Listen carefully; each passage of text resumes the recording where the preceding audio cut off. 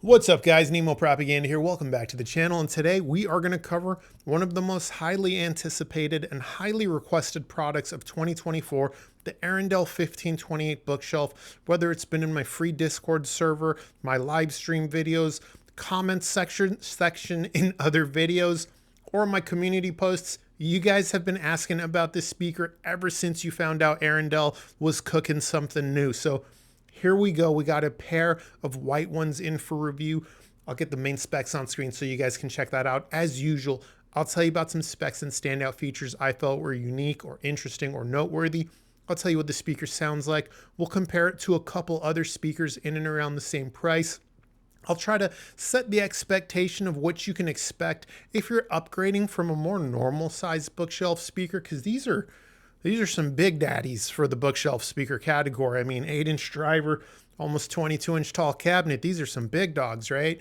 What you can expect, maybe you've got a set of nice $2,000 speakers in your theater up front, and or maybe you've got a set of smaller towers and you're wondering, hey, what is this, an upgrade? You know what I mean? We'll go over that stuff.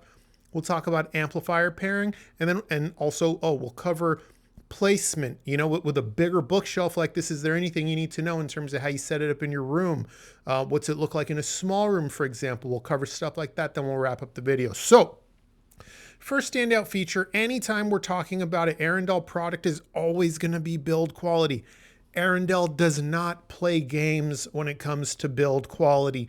From their matte painted finishes that are oftentimes sanded in between coats to get a beautiful matte finish on the speaker, to the HDF they use for their wood, which is high density fiberboard. It's a little heavier, a little denser, and a little more expensive to use than regular MDF, to just crazy design decisions they make, like this speaker having a 3-inch front baffle. Wow.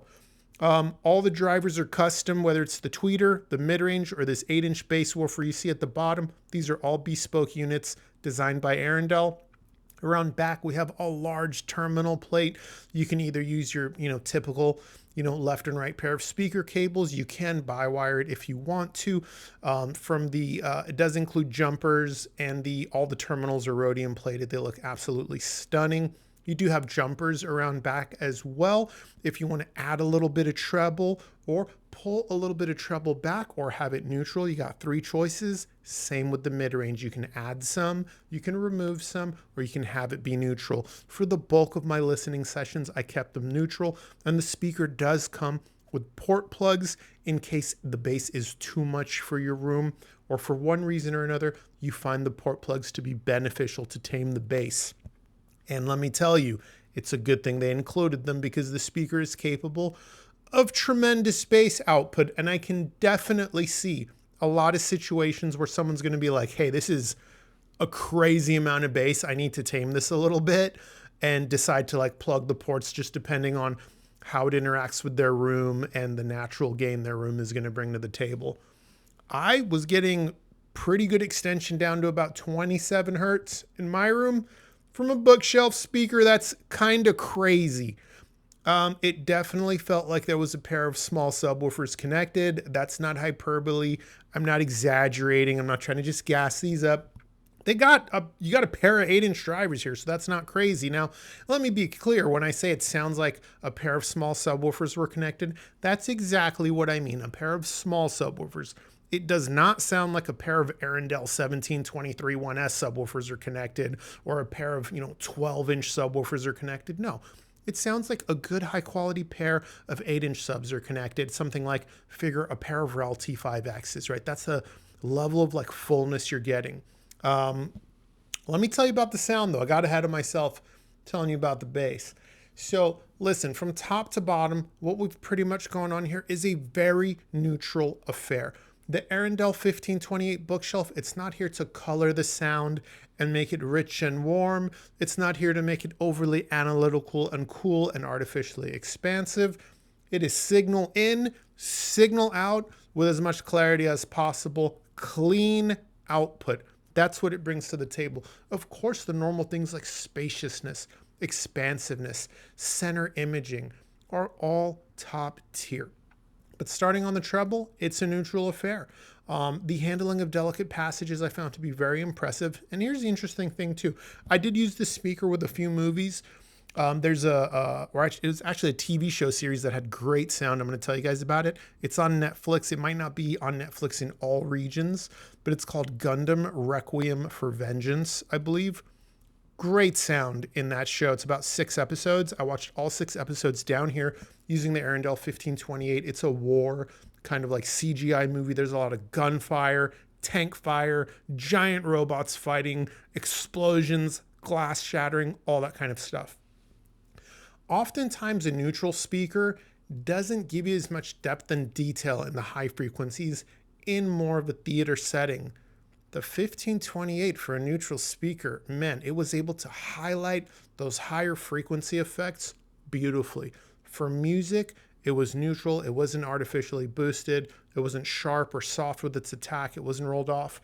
Dead, neutral, high quality, and highly refined treble is what we're getting in the top end. Moving down to the mid-range, again, the theme continues. Very neutral mid-range. It's not going to be warm and close things off. It's not going to be cool and expansive. Now, it is quite expansive, just so we're clear, but it's not cool or dry sounding per se. It is neutral. It's not here to color the sound. Whether you are playing a high quality audio file recording or a low quality favorite song from your childhood off of YouTube, the speaker's actually going to sound great. One of the standout characteristics I found to the sound of the speaker, and this is not too common for highly resolving speakers, and this is a fairly resolving speaker. This speaker, there's times we talk about poor recordings, how does the speaker do with poor recordings? And a lot of the, better speakers will kind of rip into poor recordings. Some speakers don't, and we appreciate that because we've all got some favorite recordings that just aren't the best. The Arendal 1528 bookshelf fixes bad recordings. It actually makes them sound better. That's very rare. I don't often see a speaker that's on the more expensive side, $4,000 or $5,000 that can make a poor recording actually sound better. So if you listen to death metal, for example, a lot of the older stuff isn't recorded the best. Think your older Cradle of Filth songs, right? From Cruelty and the Beast. Really, really bad recording. If I recall correctly, I believe the female vocalist of the band said she cried when she heard the final master because it was done so poorly. But the Arendal 1528, you give it a high quality recording, beautiful. Sounds fantastic. Air, space, separation, detail, micro detail, layering in the soundstage, massive expansive soundstage, big sense of scale. Bass you can feel in the chest. Sounds beautiful. You give it a low quality recording, same thing. It still delivers greatness. It's amazing. But I got ahead of myself. I told you about the treble. I told you about the mid-range. Let me tell you about the bass. I know I covered it briefly just a few seconds ago, but bass is linear. It's not artificially boosted at any particular frequency.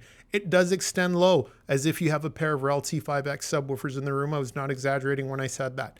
If you've got like a regular set of bookshelves in your room and you have a pair of REL T5Xs, you should kind of understand the level of bass I'm talking about. I was getting extension in my room down to 27 hertz, and it was bass you could feel in the chest, especially in those scenes where there was like tank fire, or if it was music that was like that. I don't know if it's called a snare drum. I don't know my musical instruments, guys. Please don't judge me. But certain drums you can feel in the chest, especially when you crank the volume. And this is a speaker that likes volume. Oh my goodness. Now listen, you certainly can play it on the lower side. You can play any speaker at lower volumes if you wish to, but I would say if you're buying the Arendal 1528 bookshelf and you're only going to listen at lower volume, it might be a bit of a waste. I mean, Arendal says the speaker can take 500 watts of power. This is a large speaker that was designed to get loud, And again, it sounds fantastic at more normal listening volumes. Figure 75 dB, still fantastic. Don't get me wrong. If you're one of those guys that's like 60, 65 dB as you're listening, I don't know. I don't know if something like this makes sense. Because this is a speaker that's all about giving you great high quality sound at, say, medium volumes all the way up to the extremes that would run most people out of a room. if you're the type of person that generally finds bookshelf speakers sound small and lack the sense of scale you're looking for, the 1528 bookshelf doesn't have that problem. The 1528 bookshelf would trick many people into thinking they were listening to a fairly large and fairly expensive tower. I mean, compared to their own like 1961 bookshelf that I reviewed a long time ago, which is discontinued now, worlds apart. Worlds apart. This is completely on another level. So look, I've told you about the treble, I've told you about the mid-range, I've told you about the bass, the absolutely massive sense of scale, the excellent separation, the great treble refinement, detail and detail retrieval, that bass and presence you can feel in your chest. Let's talk about placement. Do you need to do anything special? Shockingly, I found the speaker to be very flexible with room placement. If I moved them pretty far back against the wall, I did use the port plug because bass became just insane. But the speaker still sounded fantastic. If I pulled them out further from the wall, I was able to run them with the ports open and get even stronger and deeper extension. But they didn't actually seem too picky. Now, I'm certainly not suggesting you cram them all the way against the wall. I wouldn't suggest that with any speaker. And obviously weighing 66 pounds a piece, I would not recommend you wall mount them. Oh my goodness. Arendal makes a model that is almost identical, but it's got about half the depth. And that's designed more around the idea of wall mounting. All right, guys. So, yeah, the speaker staged crazy wide. If I didn't already say that, this was like a true holographic 360-degree experience. There were many times while listening to music, not even movies, music, where it sounded like there was music coming from like behind me and to the right or behind me and to the left. Incredible stuff that they've done here. So look, with placement, not too picky. Let's talk about amplification and then we'll get to comparisons. 84 dB sensitive. 4 ohm, not the easiest load, but look, these are Big Daddy speakers. You're going to use a Big Daddy amplifier. That's just how it works. Most people from that I've seen that have, higher end systems, where they've got speakers around this price, they're generally matching their amplifier to their pair of speakers about dollar for dollar. I'm not suggesting you have to do that, and I'm not suggesting these won't sound good if you don't do that. But that's kind of the expectation, and figure most amps, around $3,000, $4,000, $5,000 are going to have plenty of power available. Now, here's the good news. High quality power has never been cheaper, guys. So you don't have to blow the bag on super powerful amplification. I mean, think about the Emotiva power amplifiers. Fairly affordable for a fairly ridiculous amount of power. Outlaw Audio, same thing. Think of all these like smaller brands that are using Hypex and Purify modules for multi-channel power amps. A lot of the theater guys are using that. Some of these like $1,200 amps have like over 300 watts a channel in stereo, something like 120, 130 by 5. It's insane. So high quality power has never been more affordable. So I don't think you really have to worry about that too much. Now, I certainly would not use a very inexpensive AVR to run these, something like anything around like $500, $600, even honestly $1,000 or less AVR, I would not use for a pair of speakers like this on its own. What I would suggest is add a power amp, again, whether it be Outlaw Audio's Emotiva stereo power amp or one of the Purify or Hypex module based Class D units that are, $800, $900 and offer tremendous wattage for the money. Grab one of those stereo amps, right?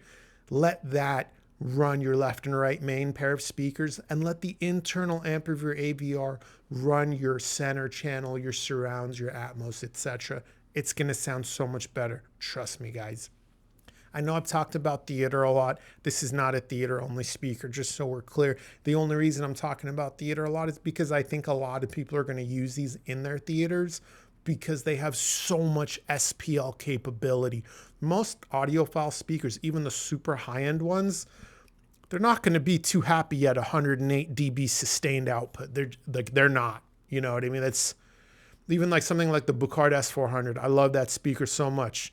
90 dB, you're going to find its limit. I promise you. Sustained output, You might even you're going to damage a lot of speakers, honestly, around 95 dB sustained output, at least in the bookshelf category. Not the Arendal 1528 bookshelf. It's quite the serious effort we've seen from them. So look, I've told you about the standout features. I told you what it sounded like, treble, mid-range, and bass. I told you about room placement, not too fussy. I told you about amplifier pairing. Oh, by the way, I did find it. I have a smaller room, right? It's about 12 by 14 with 9-foot ceilings. I did not use subwoofers most of the time. The speaker is able to recreate rumble effects in movies and TV shows without a subwoofer. The speaker is able to recreate the rumble portions of EDM music, or the double bass of a death metal song, or the bass drop of hip hop, or a pop song without a subwoofer. Very, very impressive stuff. I will go ahead and say, like, this is definitely a subwoofer optional speaker. You know, if you're in a situation where you don't really have too much of a limitation of how big you can go on your bookshelves, but for some reason you cannot dedicate any floor space to a subwoofer, this might be a good option to consider. Now, for those of you that can accommodate a subwoofer, listen, you guys know Nemo Propaganda loves adding a subwoofer, you know what I'm saying? So just because the speaker can run on its own doesn't mean you always should, right? But it'll certainly keep you fairly happy until you could save up more money to add a subwoofer if that's your situation, right? When using a subwoofer in my room, I had to plug the ports. I had to. It was just too much bass. It was kind of insane, if I'm being completely honest here, guys. So that's how I got the best integration and was able to keep the room from getting overloaded. I was using a pair of 12-inch subs, so that's also no surprise. But do experiment with that. In my experience, pairing a subwoofer with speakers that have the plugs sealed is so much easier to get dialed in and integrated perfectly. You certainly can do it with the ports open too if you've got a ton of experience setting up subwoofers and speakers. But if you don't, or you've had a hard time historically getting a subwoofer to integrate, and you're buying the Arendal 1528 or any speaker, honestly, that comes with a port plug, try plugging the port and then integrating your subwoofer. You're going to be surprised. Okay, I think it's time for comparisons. So let's start with another speaker that's same price, $4,500. I haven't reviewed this yet. I'm sorry, guys. I've been super busy, but it's a speaker I really love. It's the Spendor Classic 3.1. Of course, it is, you know, sure, it's the same price, but it is much smaller than the Arendal 1528 bookshelf. Let's start with the bass. Both speakers have absolutely monstrous bass for their respective sizes. The Spendor Classic 3.1 is another subwoofer optional speaker. However, the Arendal 1528 is so much larger. It's going to be able to play those bass frequencies at much louder volumes, okay? Also, the bass of the Classic 3.1 is tonally on the warmer side. It's not going to be as tight or as quick with its transients as the Arendal 1528. That Spendor Classic 3.1 is warm from top to bottom. The Arendal 1528 bookshelf is neutral from top to bottom. Moving up to the mid-range, it's a similar affair, with their tonal differences being the standout difference. The Arendal, all about neutrality. A neutral mid-range is an expansive mid-range, generally speaking, with more separation, air, and space around everything. A very warm mid-range, like that Spendor Classic 3.1, is tonally rich and organic sounding and very enjoyable, but at the cost of some resolution in the mid-range. Moving up to the treble, the same theme continues. The Spendor Classic 3.1, being on the warmer side, has darker treble. It sounds lush, it sounds beautiful, yes, but it is at the expense of some resolution, where the 1528 bookshelf, being again on the neutral side, will be more resolving, bringing more air, space, and separation to everything. As far as overall sound quality, both speakers have fantastic sound quality. There's just a massive tonal difference between the two. Again, that Spendor Classic 3.1 is very warm from top to bottom with rolled off treble. The Arendal 1528 is substantially larger, can play substantially louder, and is just totally neutral from top to bottom. I don't see a lot of people cross-shopping the two. Some people might ask how it compares to the Boss Murano I reviewed recently. That's a speaker that's $4,400 for the pair. They are sold out now, so I don't think a comparison really matters. You know, you can't buy them anymore, at least in the US. But I'll give you a quick one. The Cabas Murano and the Arendal 1528 are a little bit more similar than, say, something like the Spendor Classic 3.1. Let's start with the bass again. Both speakers are bass monsters for their size. The Cabas Murano can deliver very strong, powerful, tight, and articulate bass.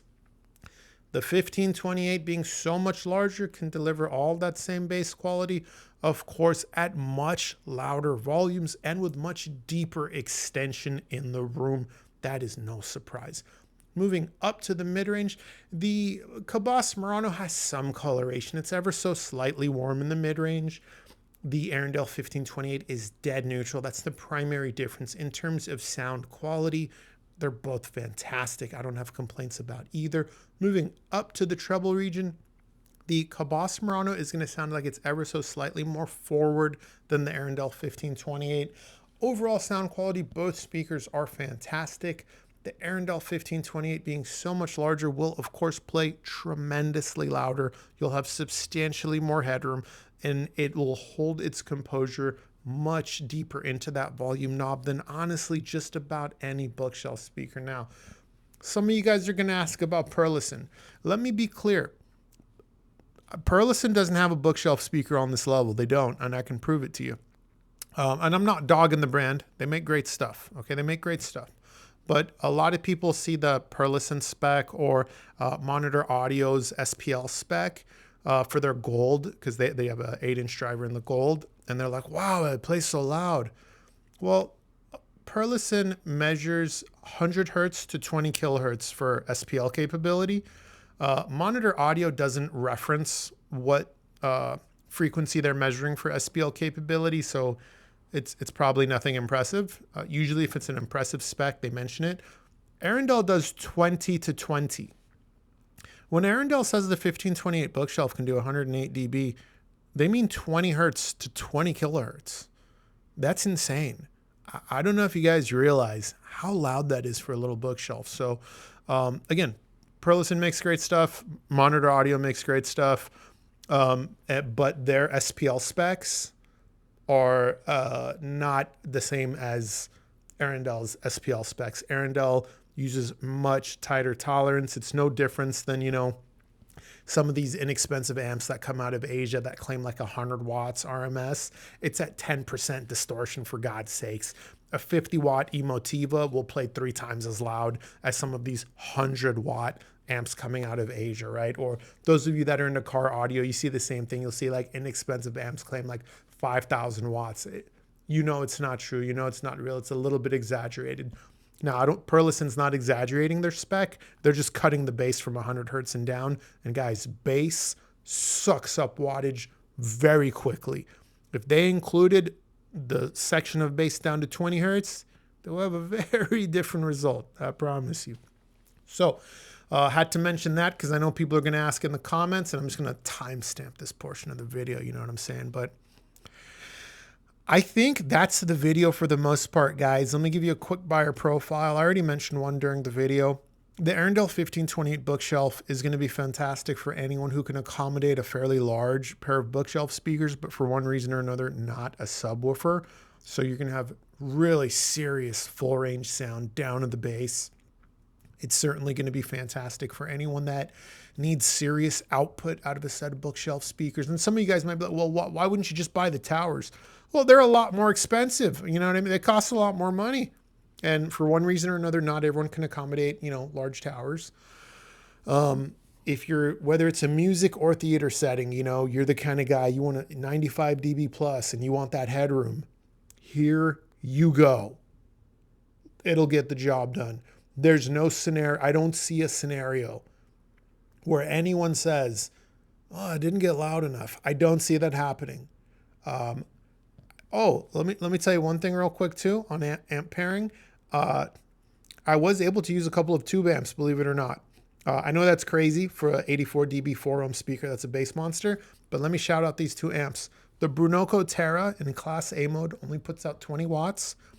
It was able to drive the speaker up to about 84 dB. No problem. Sounded beautiful. The Galion EL34 tube amp, 25 watts in Class A mode. I was able to get the speaker up to 87.7 dB clean output. And guys, that's using bass heavy EDM. Think songs like Alchemia by Different Heaven. There's a few others, I can't remember the names. I'll put them on screen so you can see what I'm talking about. These are bass monster songs. And again, with the Galion EL34, which is just a 25 watt tube amp, I was able to do 87 dB with the speaker. It was, that was the limit, just so we're clear. You know what I mean? But that was impressive. Now, just to be clear, I'm not suggesting you run out and buy these and pair them with a 25 watts or less tube amplifier. I'm just saying I did it and it did work, you know? So yeah, look, that brings us to a close. I think I've told you everything I want to tell you about the Arendal 1528 bookshelf. If you got any questions, this YouTube channel does have a free Discord server. You can also ask your questions in the comments section below. Now, help me help you. When you ask a question, include some context. If you're not sure if your amplifier can drive this speaker, maybe tell me a little bit about it. Tell me what amp it is. Tell me how much power you have. Tell me how loud you like to get, right? Help me help you. If you're not sure if the speaker is going to be a good fit for your room size, help me help you. Tell me the size in imperial units, please. I don't want to have to run to Google to translate centimeters or millimeters to feet and inches, right? What else? Yeah, look, just any question, please, guys, give me the context. I'm one of the few reviewers. I answer about 98% of the questions that come through. Please help me help you. Give me the context, okay, guys? Yep, that's everything. Until next time, take care.